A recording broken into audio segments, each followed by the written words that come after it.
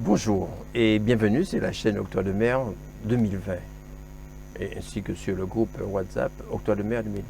Alors aujourd'hui nous allons parler, puisque c'est de circonstances, des élections régionales, nous allons parler de l'Octobre de Mer régional. Le Parlement européen s'est prononcé favorablement le mardi 18 mai dernier pour le renouvellement de l'Octobre de Mer. Les modifications, si elles sont acceptables, ne réforment pas le régime. Retour au seuil de taxation à 550 kg de chiffre d'affaires en production locale, 2 taux de différentiel et non plus 3, prorogation jusqu'à fin 2027, 6 ans et non 5, et bon, il n'y a pas de quoi pour avancer. L'octroi de mer survit, oui, mais nous sommes toujours dans les dérogations.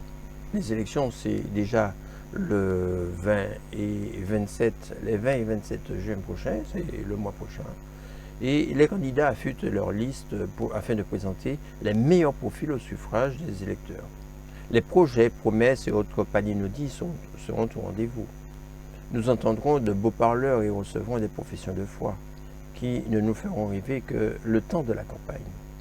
Pour être concret, puisque l'on dit que l'argent est le nerf de la guerre, parlons gros sous, parlons des sommes qui vont alimenter le conseil régional, parlons de l'octroi de mer régional. Depuis quelques années, les critiques envers l'octroi de mer se font de plus en plus nombreuses de la part de certaines institutions ou organisations.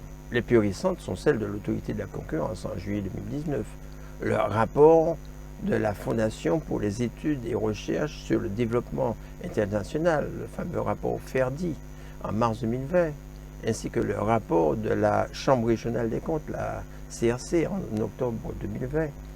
Tous, ils dénoncent sans embâche les effets pervers du régime. Sans être trop long, on peut citer un dispositif mal articulé. Une recette communale qui fait plus que compenser la mauvaise tenue des bases fiscales et la faiblesse des recettes fiscales de droit commun des communes.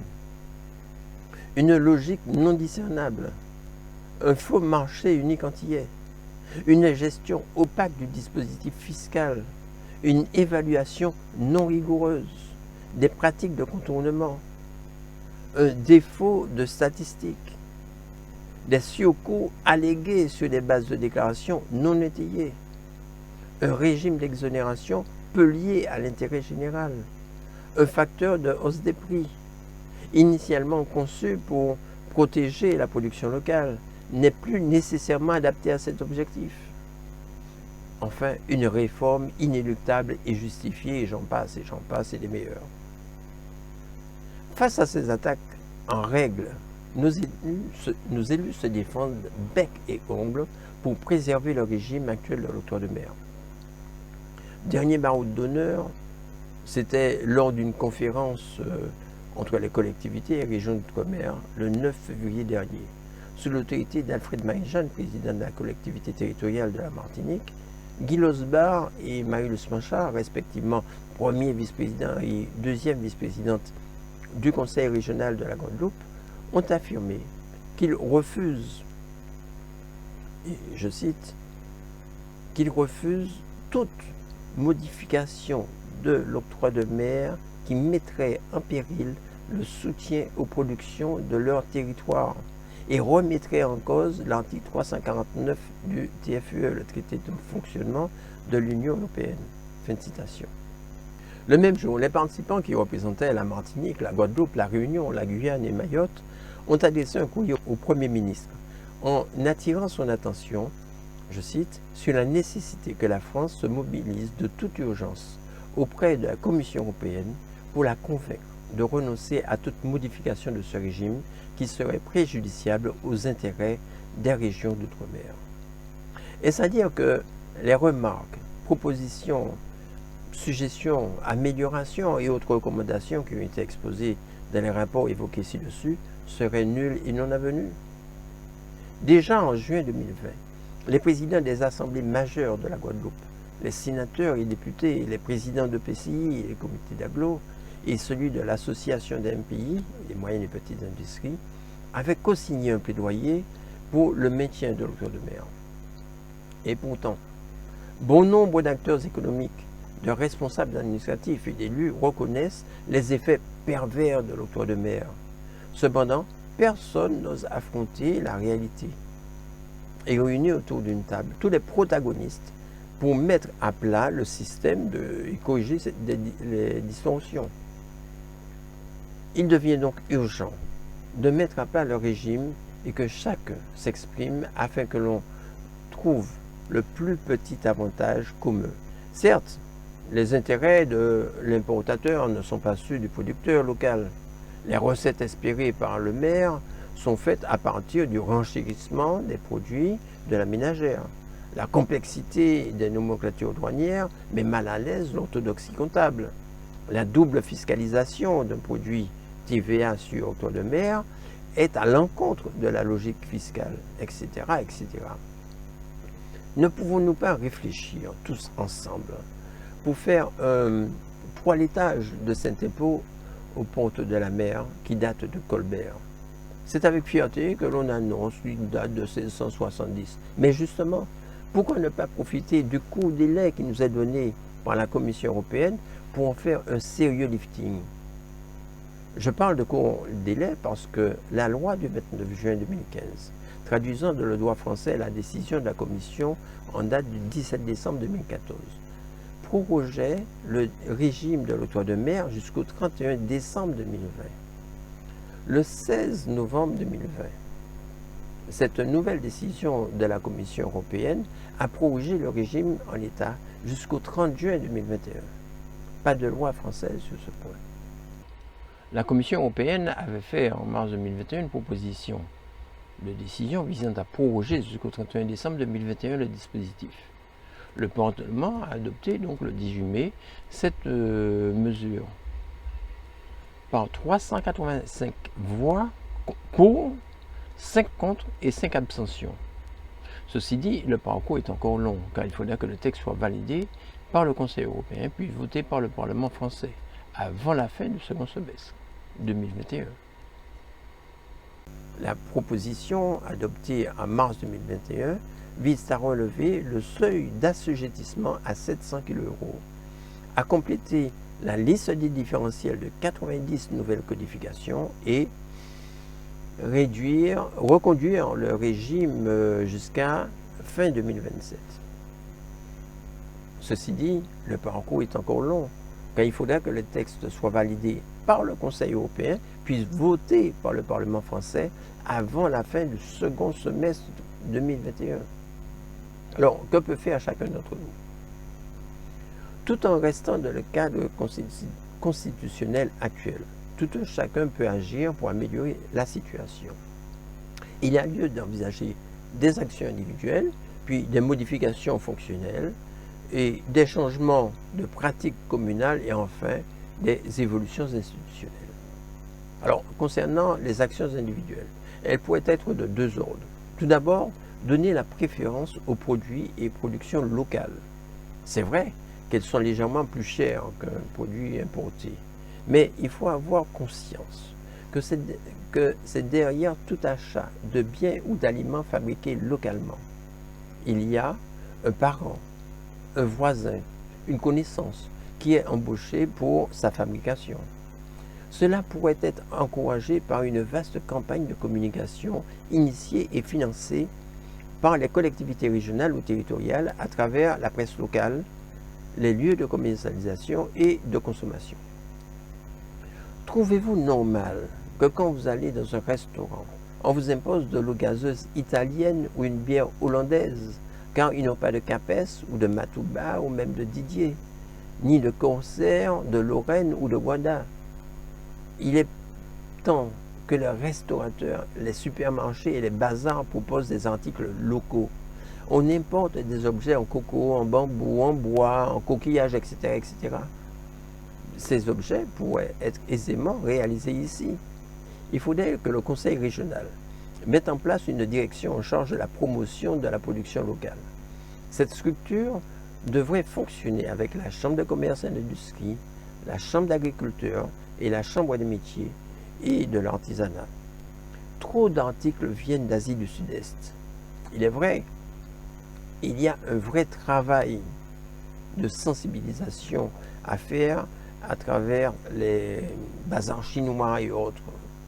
Cette direction de la promotion de la production locale devra s'assurer de l'éducation de la population et de la modification des comportements consuméristes. Cette direction aura pour mission de convaincre les responsables des restaurants scolaires aussi, des cuisines d'établissements hospitaliers ou encore des structures hôtelières de privilégier l'achat de produits et animaux locaux. La tâche est immense mais enthousiasmante. Nous sommes actuellement à 12% de suffisance alimentaire. Le premier confinement nous a montré que l'on pouvait consommer local, on pouvait avoir des circuits courts.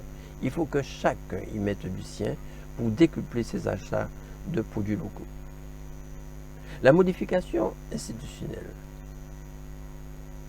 elle permettra de corriger les points perfectibles de l'octroi de mer.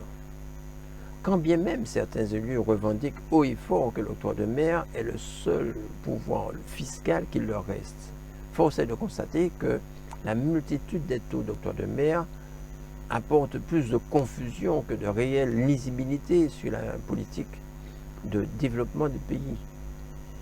Il faudrait revoir la totalité du tarif douanier et mettre par catégorie de produits des taux plus significatifs. Par exemple, on pourrait se limiter à 4 taux.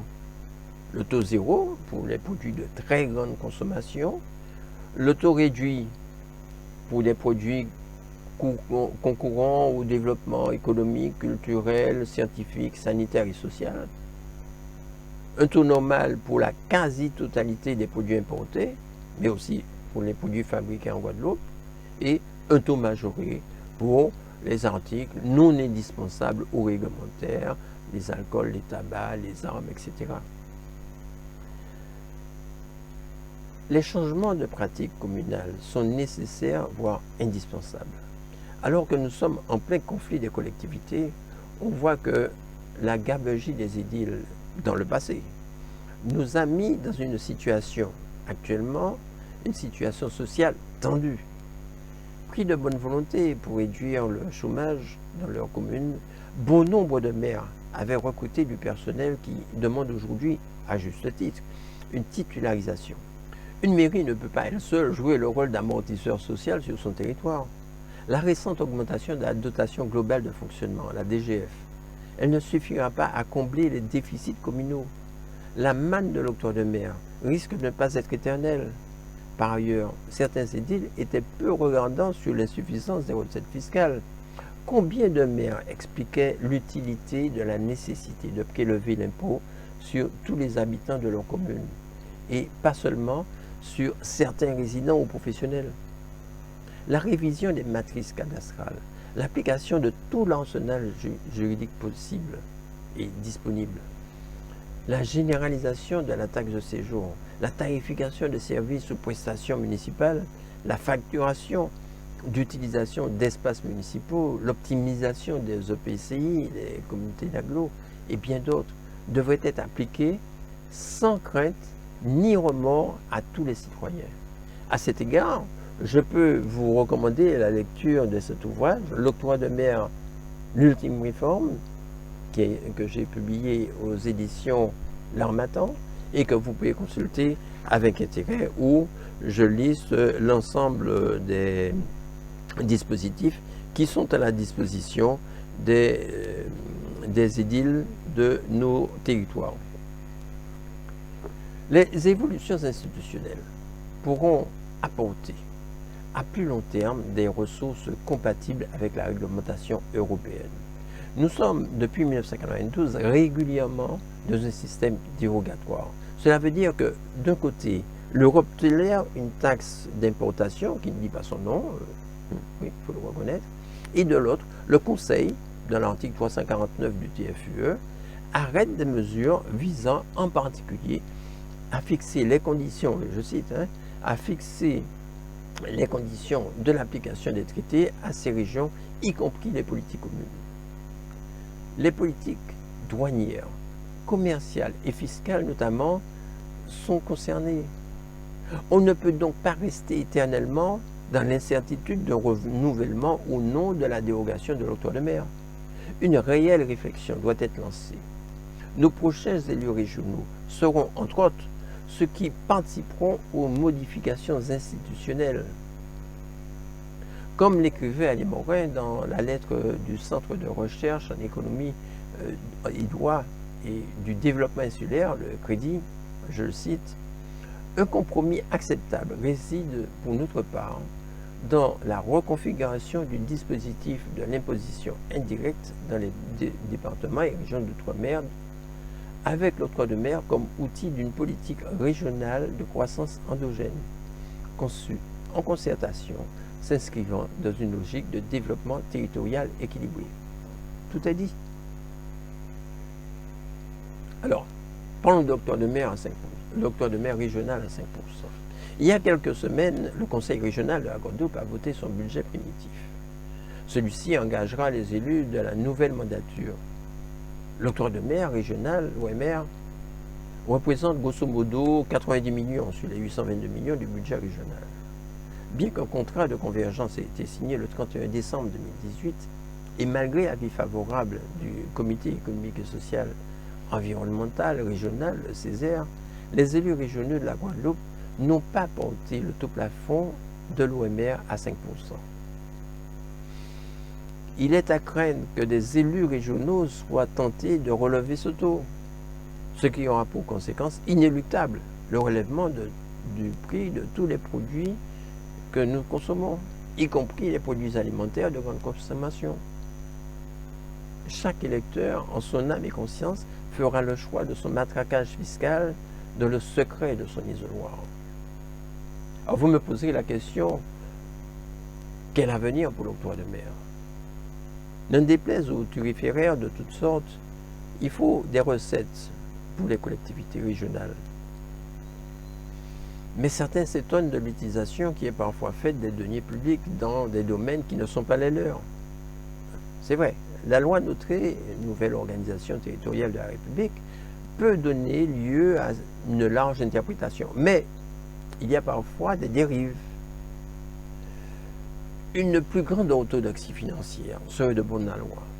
Certains représentants du peuple ayant découvert les ordres de la République en usent et en abusent. Les indemnités de présence, les frais de déplacement, les missions et réceptions sont, hélas, des dépenses qui sont critiquées par la Chambre régionale des comptes, la CRC. Le citoyen attend de la probité et de l'exemplarité de ses élus. En cela, le citoyen exercera sa vigilance et sa persévérance jusqu'à l'obtention d'une assemblée rigoureuse dans son fonctionnement et active à l'épanouissement de la population. Voilà, je vous remercie pour votre écoute. Je vous dis à bientôt sur la chaîne YouTube Octroi de mer 2020 et ainsi que sur le groupe de discussion Octroi de mer 2020. N'hésitez pas à liker si vous êtes intéressé. À bientôt.